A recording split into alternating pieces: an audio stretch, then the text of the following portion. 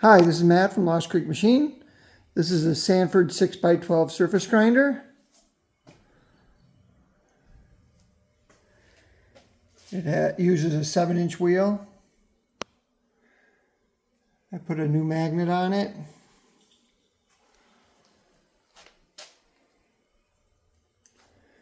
It's got a half horsepower single phase 115 or 230 volt motor. It's currently wired for 115 volts.